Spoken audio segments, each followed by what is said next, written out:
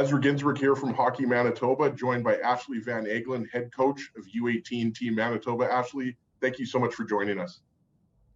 Thanks for having me, Ezra. And this will be the third time that you have represented Team Manitoba at the Canada Winter Games, sixth time that you have represented Team Manitoba. Has your approach changed at all between the previous Canada Winter Games and this year's Canada Winter Games? And how are you going to apply your previous experiences to this year's Canada Winter Games? Yeah, for sure. Obviously, my last Canada Winter Games was in 2015, so it was 8 years ago. And as we both know, the game changes quite a bit, both in terms of how we're teaching and playing it, as well as I guess you could say the makeup of the team. So I was for the first few years, I was a very technical coach, really focusing in on certain systems and stuff like that. We had a pretty talented team back in 2015 as well. So I'd say my main change is more along the lines of now we're kind of modeled around principles of play and what we want to see within our team systems versus giving them all these different formations. We kind of give them more of a principle guideline, and that's what we're asking for our players to be able to execute. And I think it's working a lot better. Obviously, the players have very, very good hockey IQ, but it's just less thinking and more doing, and it gives them a chance to be a little bit more creative with the puck. And as you know, this is the first time that U18 Team Manitoba will feature an all-female coaching staff. And I wanted to ask you what that means to you personally and what that means for female hockey in general in this province. Yeah, I'm going to be honest. I am so proud of Hockey Manitoba for making this happen. And I am so pumped to be representing Manitoba with these awesome young females. And for me, obviously, a bit of a dinosaur compared to some of the young coaches we have. Tess Houston played for Team Manitoba, so did Chris at Kirkup, and I had the opportunity to coach both of them. So now a chance to coach with them it's just been a really big eye opener. And then obviously Maggie's been around the game a really long time too. So having different perspectives of coaches coaching at different levels, whether it be U15, university, or Maggie used to be with the rink and now she's with Jets Hockey Development. So it's just been a huge eye opener for us, and just super proud of it. The province is working really hard with the female mentorship program we have here, and have been involved with a lot of clinics and younger female coaches, and it's just really inspiring for our younger coaches to be able to get to this level. And I'm ready to pass the buck. And they've shown a lot of growth, and they're super professional. And I'm just so excited and so proud to have an all-female staff. And I think it's really good for our players to be able to look up to that.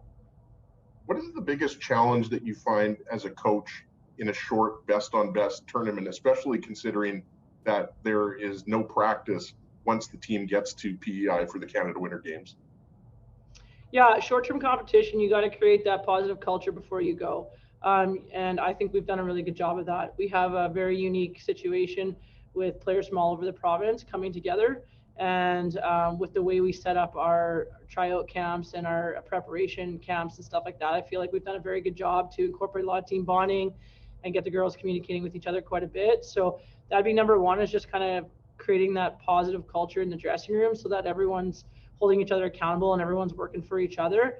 Because short-term competition, obviously everyone's the best on their club teams. So coming together and with the best, they might not be in a role that they're used to playing. So that's the one main thing for me, is that everyone's happy for the success of everybody and not just themselves. So that's number one.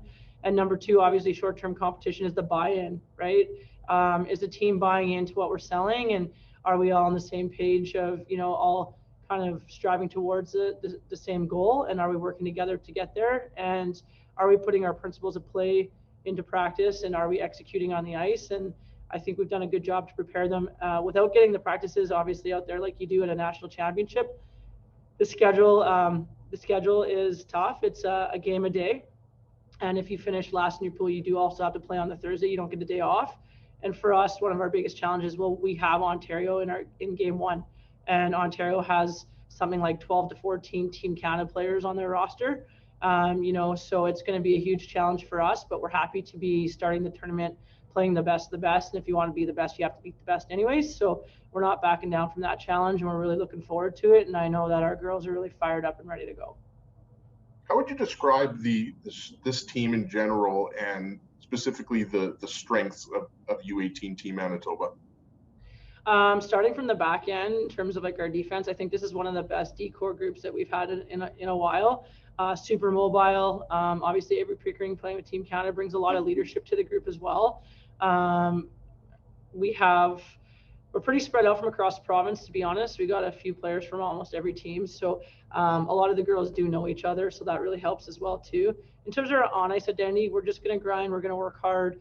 The girls now compared to when I coached in 2008. We're talking like 15 years ago. The puck skills are just so much better now, and I just find the group we have, the hockey IQ, has really come a long way, and what we do away from the puck is just as important as what we do on the puck. And I feel that this group really finds a way to win, and we move the puck well, we use each other well, and we find space off the puck as well. So it's not just about what we do with the puck, and I think the girls would agree with that in terms of kind of being creative with the puck and reading plays and stuff like that. Well, thank you so much for taking some time to join us. I know you're incredibly busy as a teacher and as the head coach of the Winnipeg Avros U18 AAA. So thank you again, and best of luck at the Canada Winter Games in PEI. Thanks, Ezra.